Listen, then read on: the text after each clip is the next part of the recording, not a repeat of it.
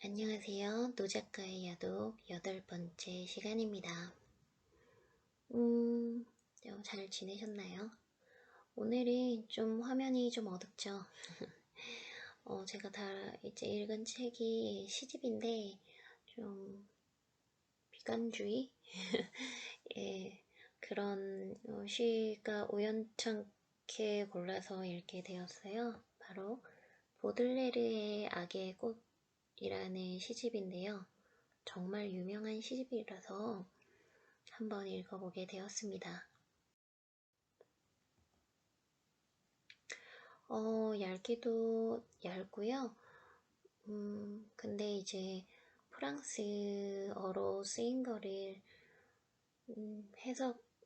번역을 하다 보니까 조금 어색한 부분도 있기는 있어요. 그리고 이 책 자체가 옛날에 쓰여진 시집이다 보니까 지금 현재 시인들이 쓰는 시하고 같다고는 절대 못 보죠. 말투나 다루고 있는 것들이 조금 다름이 많이 느껴지더라고요. 그래도 이제 워낙 센세이셔널하게 유명한 시집이니까 한번 보도록 하겠습니다. 지금 사진에 보이는 사람이 보들레르라고 합니다. 이 사람은 1821년에 태어나서 1867년에 돌아가신 분인데,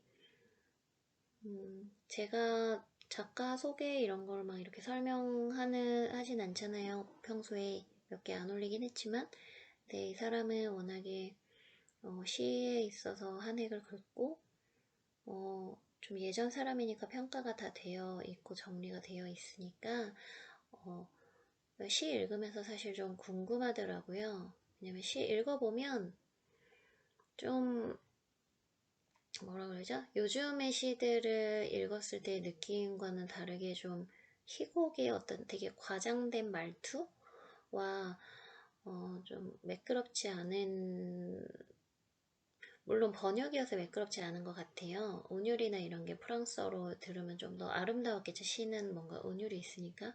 근데 이제 한국말로 봤을 때는 좀 그런 부분이 있어서 좀 더 작가에 대해서 이해를 해야겠다라는 생각이 좀 들었어요. 그래서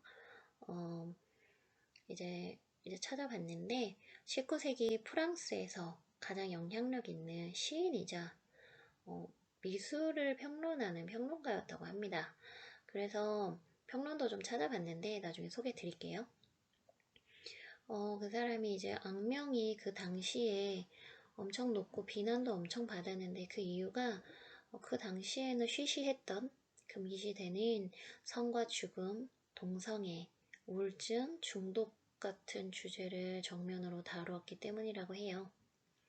이 사람이 이렇게 좀 우울하고 좀 그랬던 이유 중에 하나는 이제 사람들의 이제 학설로 따지면 이제 굉장히 어린 시절에 굉장히 따뜻했던, 그리고 이제 그림도 그리고 글도 쓰셨던 아버지가 이제 세상을 떠나시죠. 근데 이제 그거를 많이 닮았던 사람이었겠죠. 글도 쓰고 했으니까 미술도 볼 줄 알고.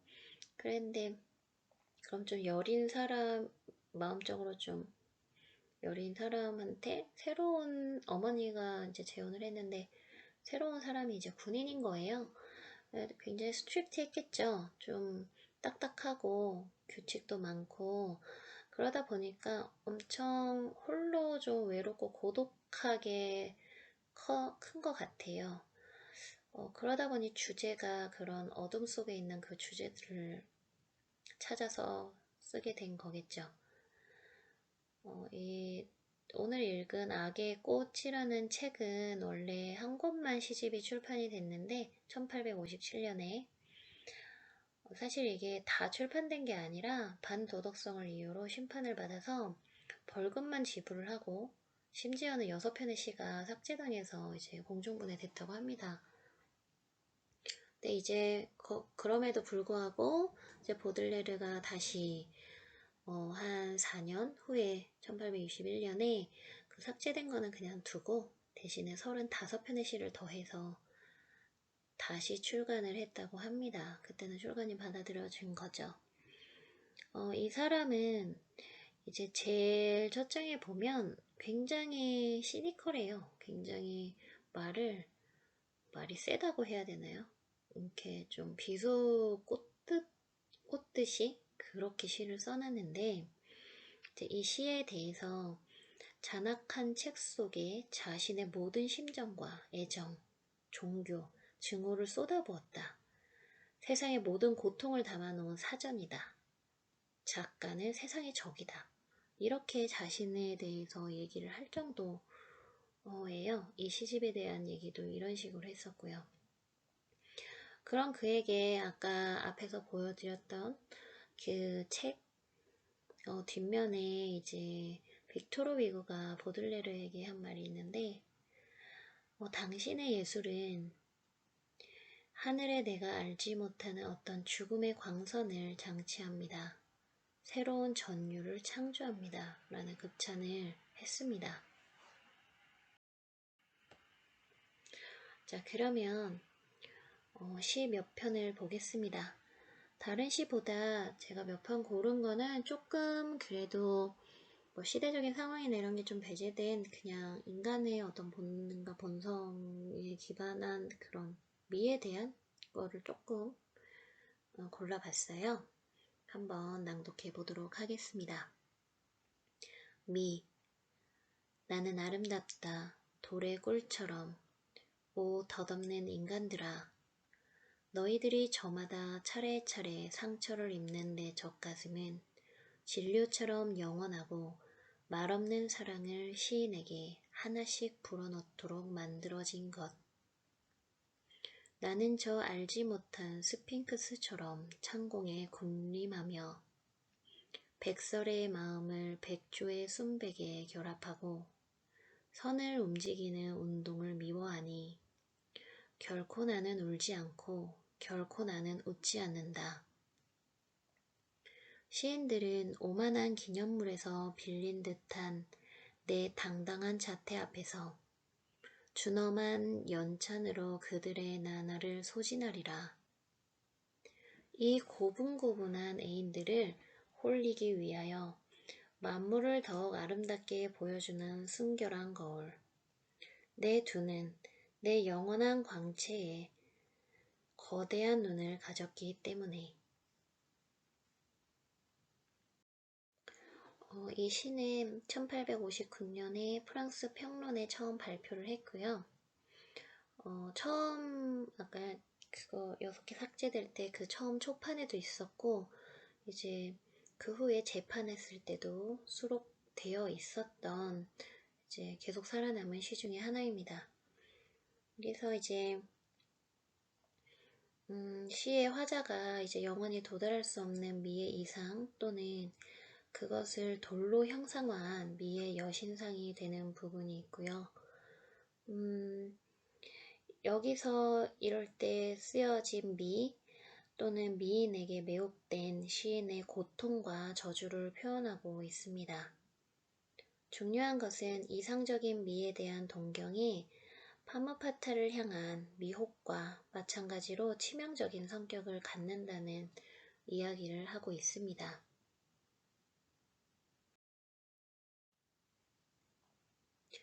미녀 창가, 깊은 하늘에서 오느냐, 심연에서 솟느냐. 오 미녀여, 내 시선, 그악스럽고도 거룩하여 선행과 죄악을 어지럽게 쏟아부으니 너를 그래서 술에 빗댈 수 있으리. 너는 내 눈에 석양과 여명을 담고 있거니 너는 폭풍 후 몰아치는 저녁처럼 향기를 내뿜고 내 입맞춤은 미약, 내 입술은 술단지, 영웅을 비겁하게 아이를 담대하게 만든다. 캄캄한 구렁텅이에서 나오느냐, 별에서 내려오느냐, 운명이 넋을 잃고 개처럼 네 속치마를 뒤쫓는구나. 너는 닥치는 대로 환희와 재난을 뿌리고 일체를 다스리되 일절 책임지지 않는다. 넌 주검들을 밟고 가는구나, 미녀여. 내가 비웃는 그들을. 내 보석들 중에도 공포는 매력이 적지 않고 너의 가장 값진 장신구들 가운데 살인이 너의 오만한 배 위에서 어여삐 춤추는구나. 현혹된 하루살이가 너 촛불을 향해 날아들어 따닥따닥 불타면서도 하는 말, 이 불길을 축복하자. 저 예쁜 여자 위에 몸을 기울이고 헐떡거리는 애인은 제 무덤을 어루만지는 다 죽어가는 환자 같아라.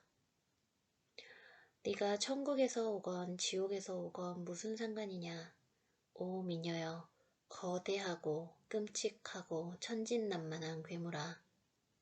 만일 너의 눈, 너의 미소, 너의 발이 내가 사랑하면서도 일찍이 알지 못한 무한의 문을 열어만 준다면 사탄에게서건 신에게서건 무슨 상관이냐.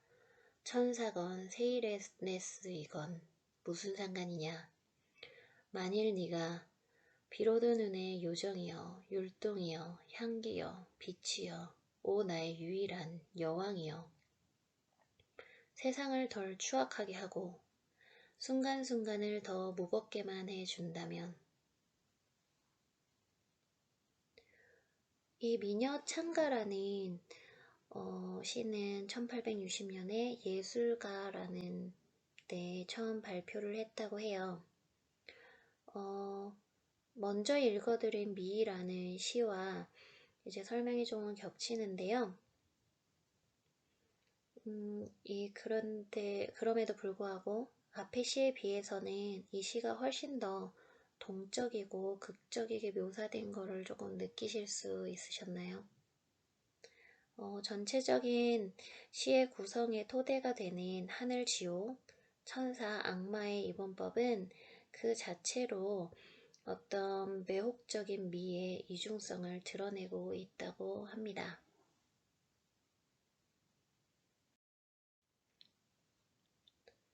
태양, 비밀스러운 음란의 가림막, 거창들이 누옥마다 걸려있는 낡은 성밖길 따라 거리와 들판에 지붕과 밀밭에 사나운 태양이 화살을 2배로 쏘아댈 때 나는 홀로 환상의 칼싸움을 연습하러 간다.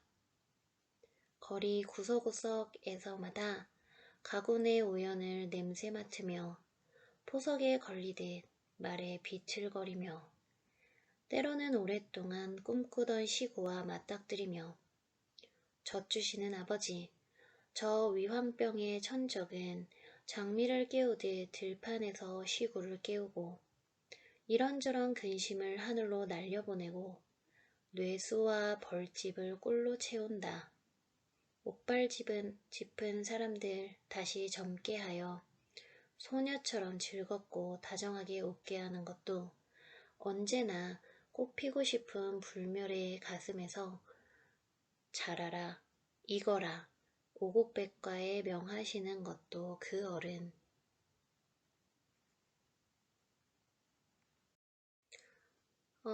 이 태양이라는 시는 이제 초판에 2번째로 실렸던 시인데요. 파리 풍경이라는 편에는 추가된 재판에서는 87번 시로 실렸다고 합니다. 이 태양을 예찬하는 시는 굉장히 자연주의적이고 목가적이라고 이제 평을 해놨네요. 그리고 보들레르의 초기작일 것으로 추정이 된다고 해요. 근데 이제 거기서도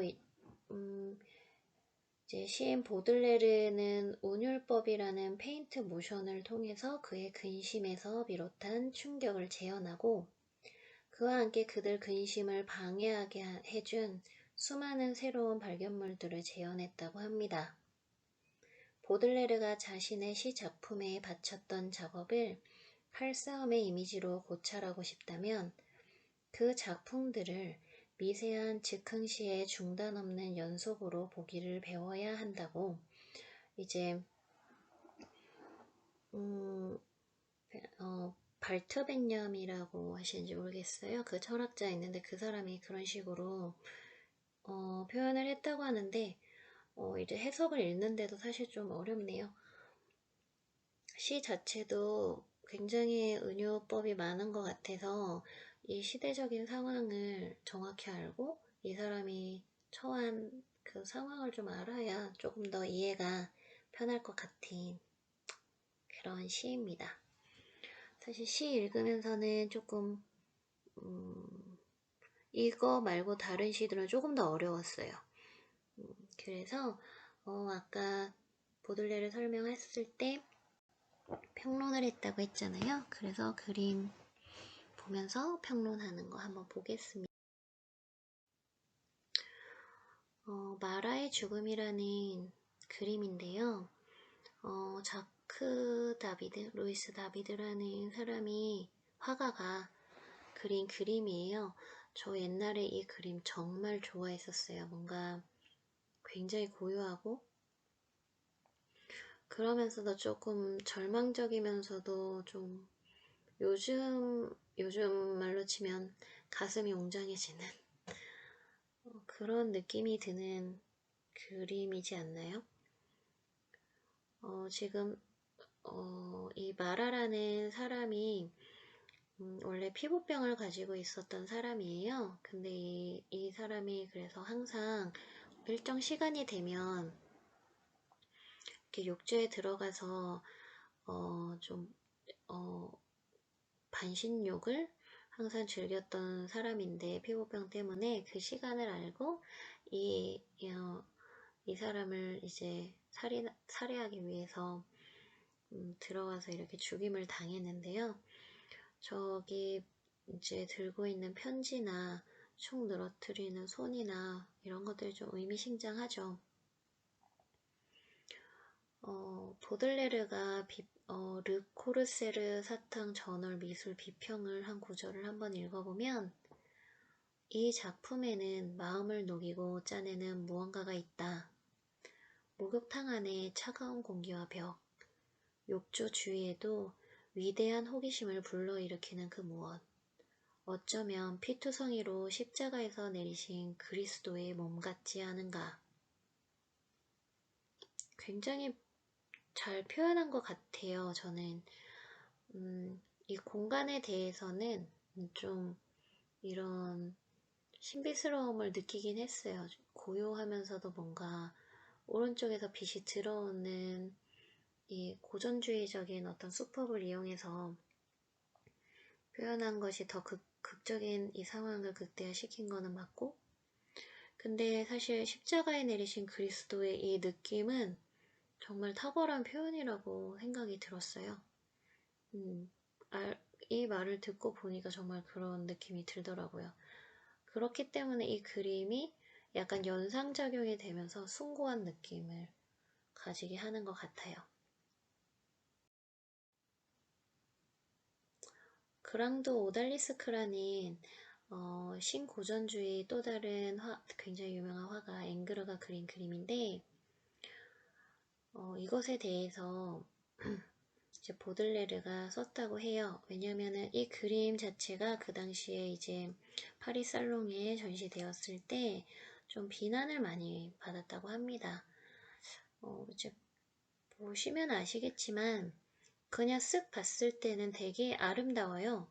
근데 조금 보고 있으면 조금 좀 이상하게 느껴지는 부분이 있어요. 이제 아름답게 보이려고 허리를 엄청 길게 그린 거나 이제 뭐 다리를 꼬고 있는데 사실 저 뒤쪽에서 이렇게 꼬고 나오는 다리 같은 게 인체 비율적으로 맞지가 않아요. 보면 그냥 아름답게 그리려고 노력을 한 선이나 이런 거를 그런 그림이거든요. 그래서 약간은 기이한 느낌이 좀 들죠. 뭐 그런 거 기이한 느낌도 느낌이고 좀 이렇게 전라로 이제 나체가 그려진 거에 대한 좀 어떤 이 당시에 왜냐면 이렇게 나체를 그렸을 때 이렇게 저희가 관객이라고 했을 때 이렇게 눈을 쳐다보게 여자를 잘 안 그렸거든요. 보통 이렇게 수줍은 듯이 이제 다른 데를 보고 있어야 되는데 좀 당당하잖아요. 이런 느낌이나 그래서 굉장히 비난을 많이 받았던 그림인데, 여기에 대해서 보들레르가 이렇게 비평을 해줌으로 인해서 이 그림에 대해서 사람들이 다시 생각해보는 그런 상황이 벌어졌다고 합니다. 꽤 이제 입김이 작용하는 비평가라는 걸 알 수가 있죠. 비평한 걸 한번 보시면 이 작품이 우리가 기다리는 낭만주의요. 신고전 작품이다.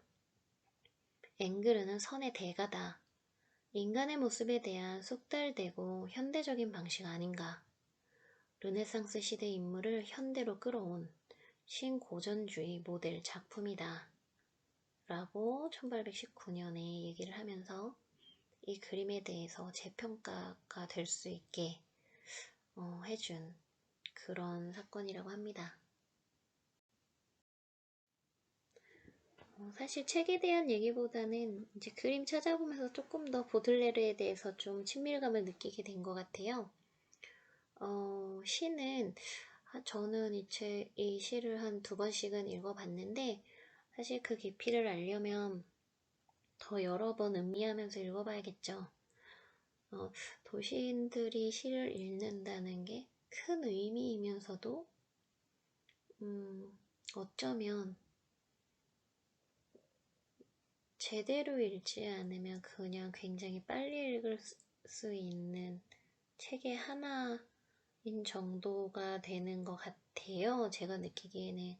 그래서 정말 내가 시를 읽어야겠다라고 저는 생각할 때 그래도 2번, 3번, 4번 이렇게 좀 보기는 하는데 사실 제 마음에 드는 시는 그렇게 읽고요. 그냥, 그렇죠, 사람이.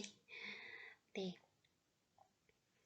여러분들도 보들레르의 시 읽어보시면 좋을 것 같고 그 외에 시집 같은 거는 가끔씩 꺼내보시면 좋은 감성을 느낄 수 있을 것 같습니다. 오늘 하루 마무리 잘하시고 편안한 밤 되시길 바랍니다. 다음에 또 봐요.